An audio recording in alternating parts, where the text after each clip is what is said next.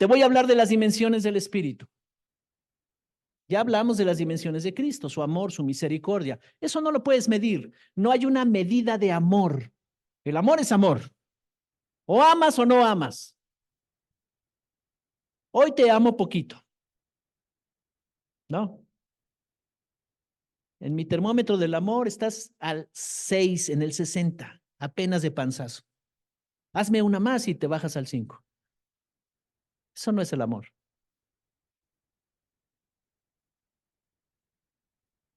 Las dimensiones del Espíritu.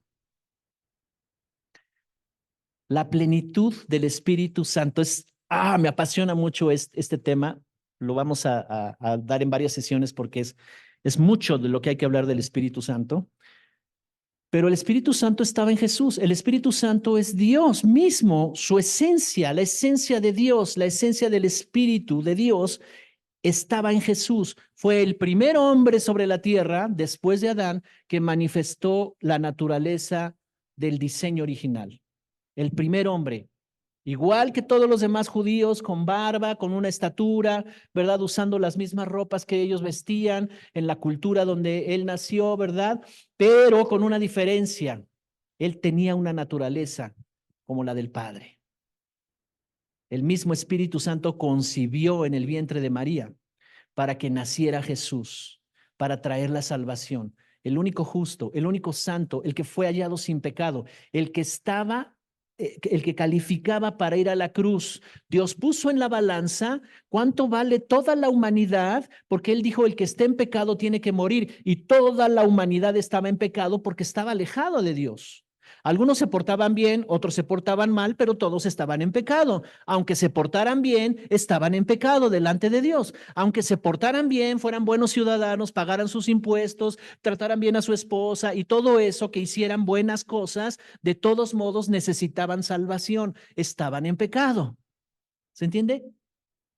Entonces ponen la balanza de un lado esto y Dios dijo, todo el que esté en pecado tiene que morir. Estaban destinados a una muerte eterna. Y entonces de este lado pone al justo, al santo, al que no tenía pecado. La vida de un solo hombre valía por toda la demás vida de la humanidad, las vidas de la humanidad.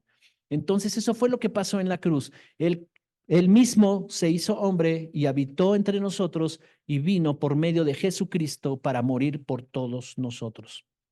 Entonces, antes de esto, Jesús anunció el reino de Dios. Y después lo demostró con lo sobrenatural. Entonces, primero lo anuncia, arrepiéntanse porque el reino se ha acercado y crean en el evangelio, pero después comienzan las señales, los milagros y lo sobrenatural.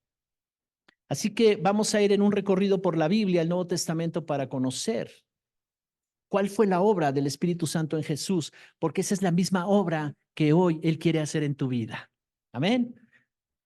El Espíritu Santo. Génesis 2:15, ahí empieza todo. Génesis 2:15 dice, Dios el Señor tomó al hombre y lo puso en el huerto de Edén, para que lo cultivara y lo cuidara. Esto tiene un significado maravilloso, precioso, hermoso.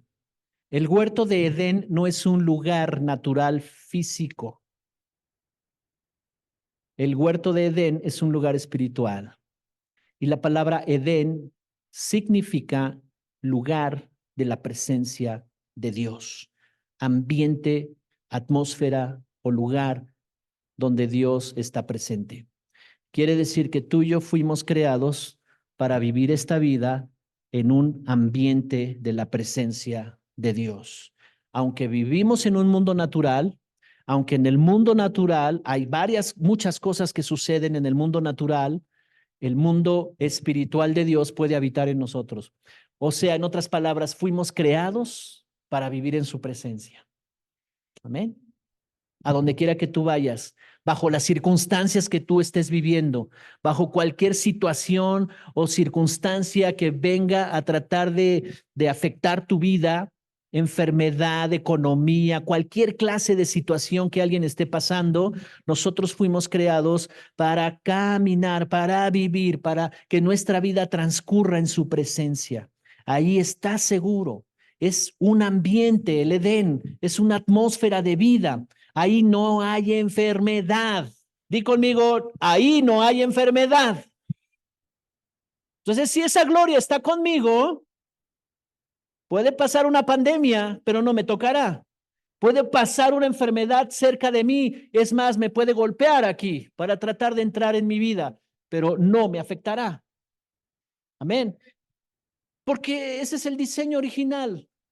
Ahí no hay enfermedad, no hay pobreza, no hay maldiciones, no hay muerte. Es el lugar de la presencia de Dios. Somos la única especie creada en toda la naturaleza que tiene la capacidad por su diseño de conocer a su creador y no solo eso, de entender a su creador y no solo eso, de vivir con su creador, estando en un mundo natural. No te estoy hablando de algo fantasioso, es una realidad. La realidad espiritual del reino de Dios es más real que nuestras vidas reales. Y cuando tú te conectas con Él, te conectas con sus principios, ocurren una serie de acontecimientos que van ordenando tu vida. Ahí no hay necesidades profundas. Dios pone a Adán en el Edén, o sea, en su presencia, para que él se sienta tan amado, tan aceptado, tan valorado, tan seguro y con significado en su vida. Son las necesidades profundas que hoy aquejan a todo ser humano. Si no es porque no me siento amado, es porque me siento rechazado, es porque me siento inseguro, es porque no me siento valorado, es que no le veo significado a mi vida. O las 5 juntas. Terrible. Y a veces andamos así, queriendo llenar esos vacíos, ¿verdad? Y bueno, pues ya aunque sea venga, ¿no? Uno que levantó la mano y me dijo, yo sí te amo, pues venga, no importa. ¿Cómo? ¿Cómo así? En la presencia de Dios todo está suplido.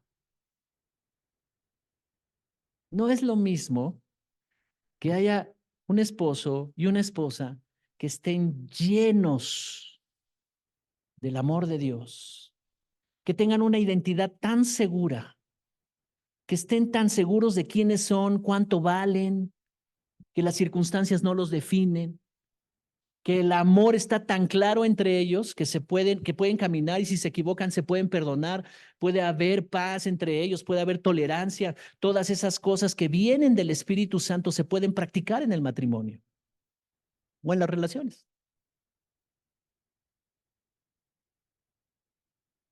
No es lo mismo un matrimonio así que un matrimonio que anda de la greña. En la presencia de Dios todo está suplido. Entonces, una jovencita, por sus necesidades profundas, está dispuesta a agarrar lo que sea si alguien le suple un poco esas necesidades. Y entrará en relaciones destructivas porque estuvo dispuesta, porque trae vacíos en su corazón. Pero cuando estamos llenos de Él, decides bien. Por supuesto, Él quiere que tengamos una pareja, que disfrutemos de ese amor entre pareja, que tengamos hijos. O sea, todo eso está bien, es diseño de Dios, pero los diseños correctos de familia, los diseños correctos de sociedad. Después de la caída de Adán, todo se convirtió en ruina. Salió del huerto del Edén, fue echado del huerto del Edén. Ruina, maldición, enfermedades, pobreza, miseria, escasez.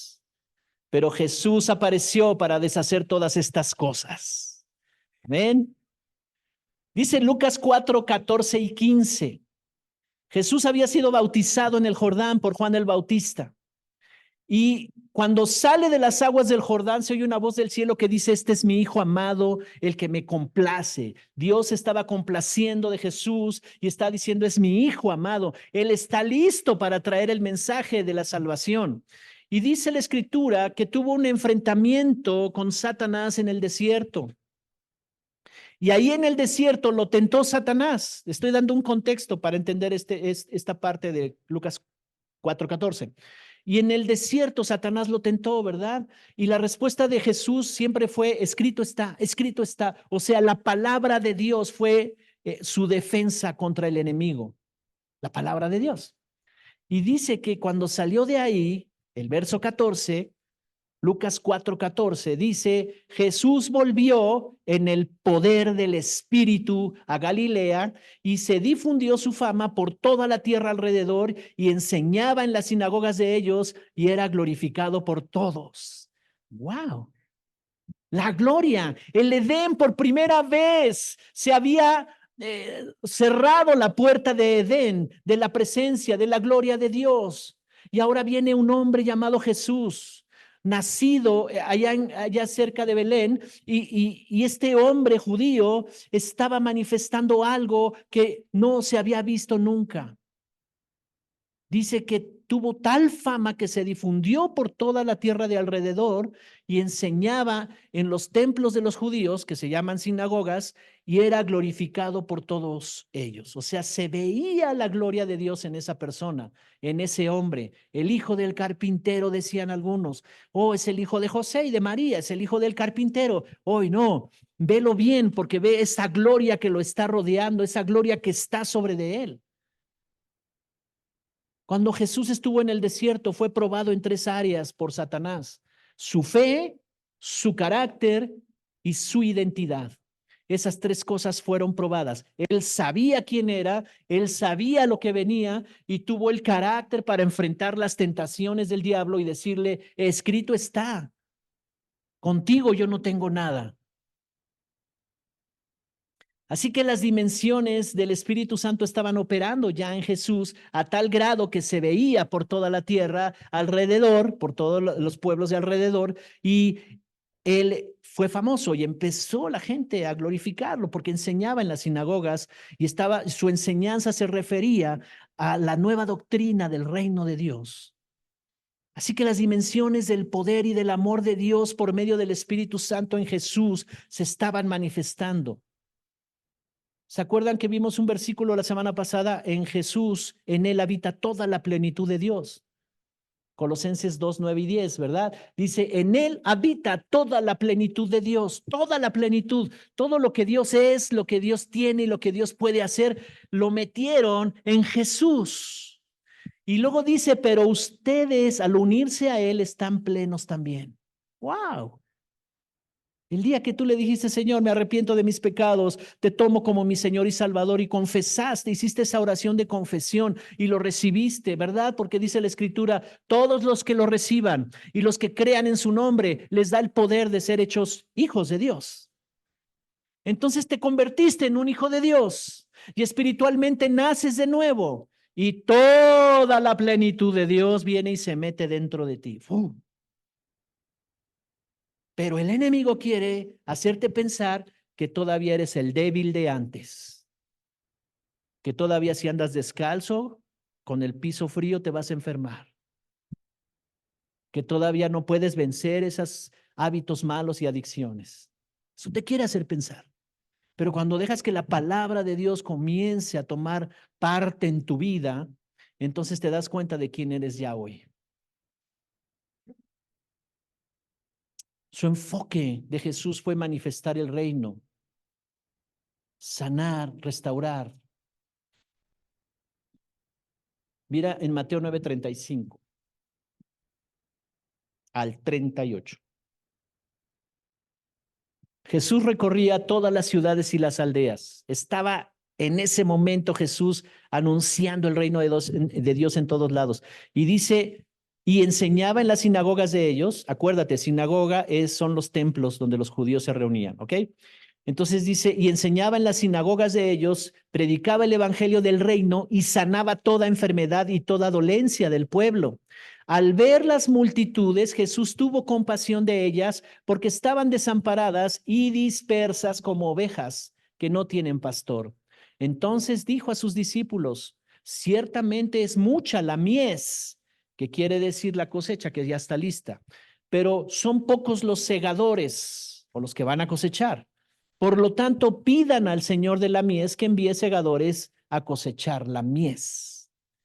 ¿Qué está diciendo aquí Jesús? Mira lo que está diciendo, que iba a todas las ciudades y las aldeas, y ¿cuál era su enseñanza? El evangelio del reino. Predicaba y enseñaba el evangelio del reino. Ahora, ¿qué características tiene el evangelio del reino de Dios? lo sobrenatural, las dimensiones del Espíritu Santo sobrenaturales que no se alcanzan con recursos naturales. ¿Cuáles eran esas, pastor? Toda enfermedad era sanada. ¡Wow! ¿Cuántos han recibido sanidad? Amén. ¿verdad? La sanidad de Noé, tremendo. Ya estaba listo para la cirugía. Y el médico dijo, no sé qué pasó. Te vamos a dar 6 meses más para observarte. Y va a observar que Dios es grande. Amén. Y dice aquí que toda enfermedad era sanada y toda dolencia en el pueblo. En otras escrituras dice que a los oprimidos por el diablo, porque también sanó las cuestiones emocionales. Y dice que al ver las multitudes tuvo compasión de ellas. ¿Y qué características tenían las multitudes? Estaban desamparados. 2 cosas, dispersos y desamparados. Desamparados son los que ignoraban que hay un mundo espiritual que tiene gobierno sobre lo natural, estaban desprotegidos, ignorantes de los peligros que los amenazan y de las graves consecuencias de sus decisiones erróneas. Ellos estaban así desamparados y Jesús los ve, y aunque estaba Jesús con ellos y aunque ellos estaban recibiendo la sanidad y estaban recibiendo esperanza, Jesús dijo, ellos necesitan pastor, ellos necesitan alguien que les enseñe.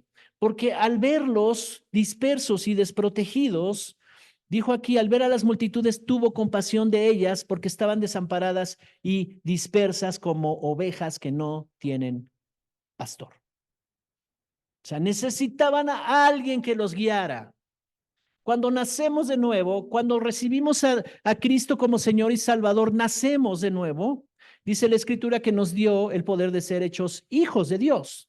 Pero la palabra hijo de Dios que aparece ahí en esa escritura de Juan 1:12 es la palabra griega teknon, que quiere decir niño, inmaduro. O sea, mis primeros pasos como cristiano son de niño inmaduro. Todavía traigo cosas de mi pasado que tienen que ser renovadas, restauradas, cambiadas. Entonces, soy tecnón. Pero como voy avanzando más, ¿verdad? Por eso dice, hagan discípulos. Entonces, mientras yo voy aprendiendo y voy avanzando y voy conociendo y voy madurando, me vuelvo alguien maduro, un hijo maduro. Y dice aquí, por eso pueden andar desamparados y dispersos cometiendo errores. ¿Lo estoy diciendo bien? Sí, lo estoy enseñando correctamente. Entonces sus discípulos estaban oyendo y Jesús les dijo, oren, que el Señor levante más gente que pueda tener el mismo sentir de Jesús para ir por los que están perdidos, por decirles que hay esperanza, para que vayan por ellos los que están en tinieblas, los que están dispersos, los que están desprotegidos. Ahora, ¿quién es un disperso? Una persona que reparte su atención en muchas cosas, su esfuerzo en varias cosas, que está en todo y no está en nada, que emprende una cosa y la deja a medias y luego va por otra y la deja a medias y que no puede lograr nada. Una persona que está dispersa en la vida. No hay dirección clara en su vida. No tiene un proyecto para su casa, para su matrimonio, para su vida, para su salud. No hay proyectos. No hay. Tú le preguntas cómo te ves de aquí a 5 años, a 10 años, y no tiene muy claro eso. No saben hacia dónde van en la vida. Necesitan un pastor, dice Jesús. No conocen los fundamentos para avanzar, para crecer, para prosperar. En esta generación sucede lo mismo. Y Jesús sabía eso. Y él no vino para pastorear personas. Él no iba a estar aquí en cuerpo humano por toda una eternidad. Él vino a un propósito, a ir a la cruz y morir por todos los pecadores, por todos nosotros. Pero él tenía que dejar la enseñanza, el fundamento, la base del reino, porque cuando él ya se presenta el tercer día y ya va a ascender y al tercer día resucita y se les manifiesta a los discípulos y les dice, vayan por todas las naciones, prediquen el evangelio, enséñenles todas las cosas que yo les he mandado, bautícenlos y yo estaré con ustedes, hagan discípulos y yo estaré con ustedes hasta el fin. Él siente compasión. ¿Qué es compasión? Me identifico con tu condición. Puedo ver tu dolor, me puedo colocar en tu lugar y eso me mueve a amarte y ayudarte. Maravilloso nuestro Dios, ¿verdad? Entonces Jesús está viendo a la multitud y están contentos, se acaban de ser sanados, los estaban oprimidos, todos afligidos, todos desanimados, los enfermos, todos sanados. La multitud había sido sanada. Era motivo de alegría y júbilo. Y los discípulos se quedan viendo a Jesús y se pone triste Jesús porque tiene compasión, porque dice, esto no les va a durar. Esto no durará mucho si ellos no permanecen en mí, si ellos no me conocen, si ellos no caminan conmigo, no va a durar mucho esto. Se identificó con ellos. Por eso le estableció, pídanle al Padre que envíe obreros, que envíe pastores que los ayuden. No es suficiente ser sanos, Él quiere que aprendamos a vivir de una manera diferente. El que ya fue sanado, ¿cómo le hace para conservar su sanidad? Porque sus malos hábitos lo pueden volver a enfermar. Porque Dios está respetando el libre albedrío. Amén.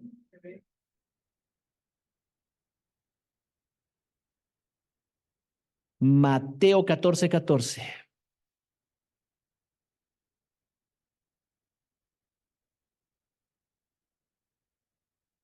Me encantan los evangelios. Mira lo que dice aquí. Cuando Jesús salió de la barca y vio a tanta gente, otra vez tuvo compasión de ellos. Mateo 14:14. Cuando Jesús salió de la barca y vio a tanta gente, tuvo compasión de ellos.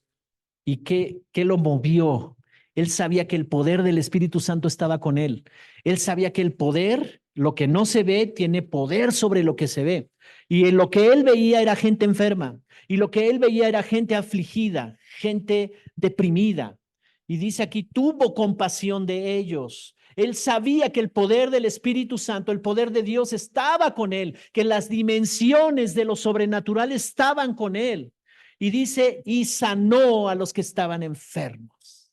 Los sanó. Una característica del mensaje del Evangelio es que trae señales y sanidades a todo el que cree. Una característica en Jesús es que el amor por las personas lo movía a liberar ese poder, a liberar esa sanidad sobre los que estaban enfermos. En Marcos 1:40 vamos a ir moviéndonos a varias escrituras, porque quiero mostrarles todo esto que estaba en Jesús, en la dimensión del Espíritu Santo, el poder del Espíritu Santo. En el nombre de Jesús, los que están en casa, en el nombre de Jesús, Dios trae sanidad poderosa a tu cuerpo, en el nombre de Jesús. Marcos 1:40. Voy a leer la versión internacional. La versión que tú tengas va a decir algo parecido. Yo tengo otra versión, ¿ok? Marcos 1:40 al 41. Dice, un hombre que tenía lepra se le acercó y de rodillas le suplicó, si quieres, puedes limpiarme. Ahora, antes de ir al segundo versículo, entendamos que esa enfermedad era una enfermedad considerada en la ley de los judíos como inmunda. Ellos eran aislados, no podían vivir con su familia ni en la sociedad, no podían tocar a nadie que estuviera normal. Ellos eran recluidos en un lugar, todos los leprosos, era una enfermedad inmunda. Entonces, se le acercó a Jesús, imagínate, con el riesgo de que este cuate fuera juzgado por la ley judía y tenía que morir apedreado. Entonces, un hombre que tenía lepra se le acercó y de rodillas le suplicó, si quieres, puedes limpiarme. Verso 41, movido a compasión, Jesús extendió la mano y lo tocó al hombre y tocó al hombre diciéndole, si quiero, queda limpio. ¡Wow! ¿Será que Dios quiera sanarme? ¿Qué piensas tú?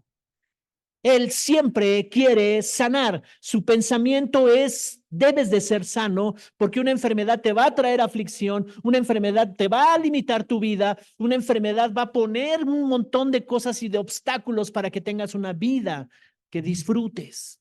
Él siempre quiere sanar. La lepra también simbolizaba pecado.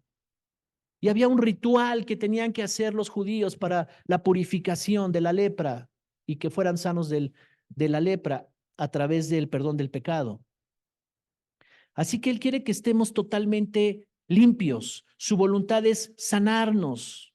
El mensaje del reino era para que nosotros seamos salvos, seamos sanados y seamos liberados. Tres cosas que contiene el mensaje del evangelio de la salvación: que tú seas salvo, que tú seas sano y que tú seas libre. No me voy a tener mucho para enseñar esa parte de la salvación, pero son varias cosas. La salvación, ¿verdad? Nos perdonó los pecados, nacimos de nuevo, nos hizo justos delante de Él, la autoridad y el poder se restauraron en nosotros. Ahora tus oraciones, tus decretos, tus palabras tienen poder sobre la enfermedad y sobre toda fuerza del enemigo. Amén. Lucas 13, del 10 al 13. Voy a leer la versión actualizada Reina Valera 2015. Lucas 13:10. Dice: Jesús enseñaba en una de las sinagogas en el sábado, y he aquí una mujer que tenía espíritu de enfermedad desde hacía 18 años, andaba encorvada y de ninguna manera se podía enderezar. Cuando Jesús la vio, la llamó y le dijo: Mujer, quedas libre de tu enfermedad. Puso las manos sobre ella y al instante se enderezó y glorificaba a Dios. ¿Hay poder en el espíritu o no hay poder? Tenía un espíritu de enfermedad. El origen de todo lo que pasa en lo natural tiene su origen en lo espiritual. Así que esa enfermedad de esta mujer tenía su origen en lo espiritual. Había un espíritu de enfermedad sobre ella que la había engañado 18 años. Y ahora tiene un encuentro con un reino sobrenatural a través de ese hombre, el Mesías esperado. Jesús estaba ahí delante de ellos y ella se acercó, ¿verdad? Y dice que de ninguna manera podía enderezarse. Cuando Jesús la vio, la llamó y le dijo: Mujer, quedas libre de tu enfermedad. ¿Qué movía a Jesús a hacer esto? El amor, la compasión. Dios no quiere vernos ni enfermos, ni acabados, ni quebrados económicamente, ni afligidos por las relaciones. Él no quiere vernos así. Ese no es el corazón del Padre. Entonces puso su mano sobre ella y al instante se enderezó y glorificaba a Dios. Lucas 7:21.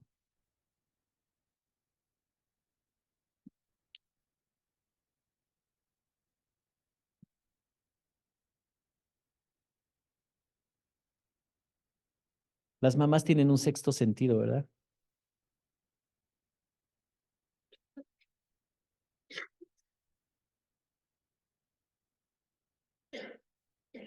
Lucas 7:21 dice: en esa misma hora sanó ¿a cuántos? A muchos. En ese mismo instante sanó a muchos de enfermedades y plagas. ¿Y de qué más? Espíritus malos, y a muchos ciegos les dio la vista. ¡Wow! Maravilloso. Gracias, Señor. Estas promesas siguen vigentes para nosotros. Jesús sigue sanando hoy. Esto no se ha acabado. Jesús sigue siendo el mismo hoy y por todas las generaciones. Y Él sigue sanando. Dice aquí de muchas enfermedades y plagas y de espíritus malos, y a muchos ciegos les dio la vista. La lepra era como una pandemia, era una plaga. Así la traduce la Biblia. Y muchos estaban infectando y muchos ya estaban enfermos de esto y lo sanó. A muchos. ¿Cuántos pueden darle un aplauso al Señor por esto? Así que el evangelio completo es un mensaje de amor, ciertamente, es un mensaje de salvación, es un mensaje que restaura tu identidad, es un mensaje que restaura tu sanidad. Es un mensaje que puede establecer familias sanas, es un mensaje que puede llevarte a prosperar, es un mensaje muy completo, pero incluye también la sanidad, incluye también la libertad. Es completo el mensaje. Así es que Él estableció su iglesia con el propósito de darle a conocer, de que se predicaran estos mensajes, que las personas o los nuevos creyentes y los creyentes comenzaran a adentrarse más en el conocimiento de Dios a través de la Escritura y del Espíritu. En la iglesia es donde aprendemos a vivir una vida de poder a través de hacer discípulos.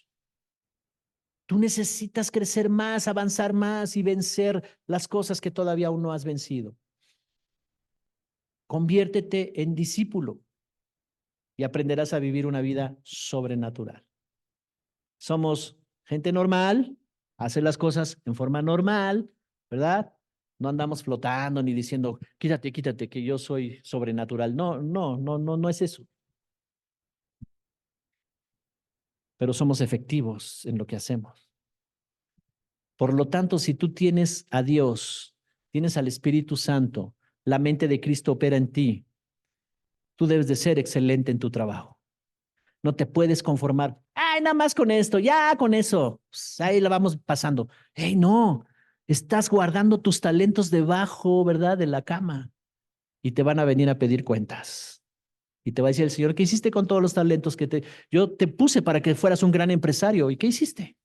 Yo te puse para que seas un gran político. Yo te puse para que fueras una cabeza en la empresa donde tú estás. Yo te puse para esas cosas.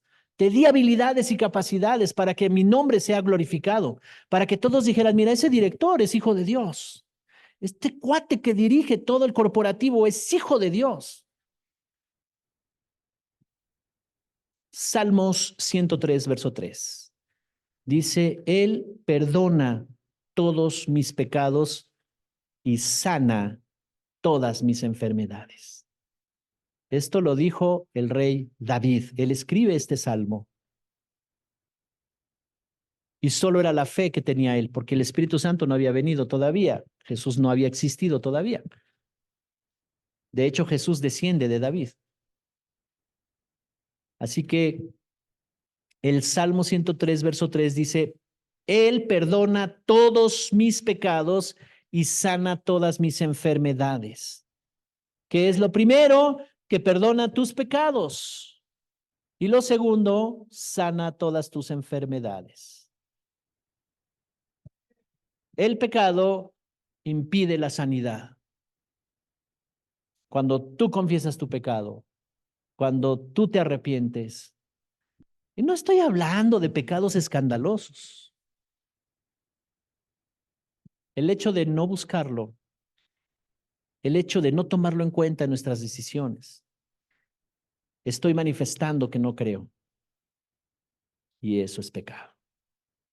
El pecado más tremendo que yo veo en la Biblia se llama incredulidad.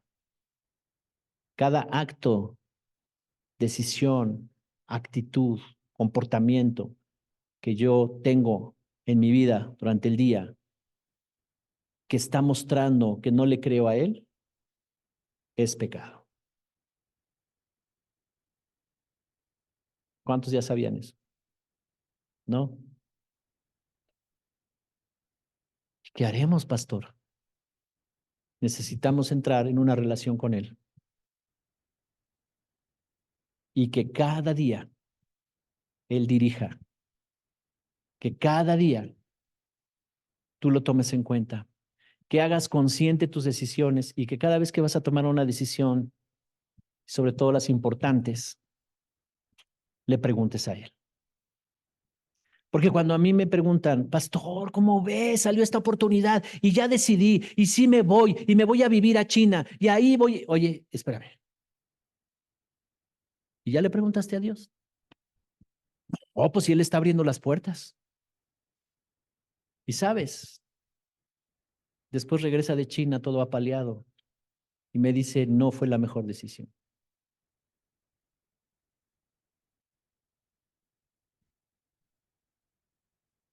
¿Cómo iniciamos? Y Dios puso a Adán en el huerto del Edén. Necesitamos su presencia. Su palabra nos puede dirigir, su palabra transforma nuestra manera de pensar.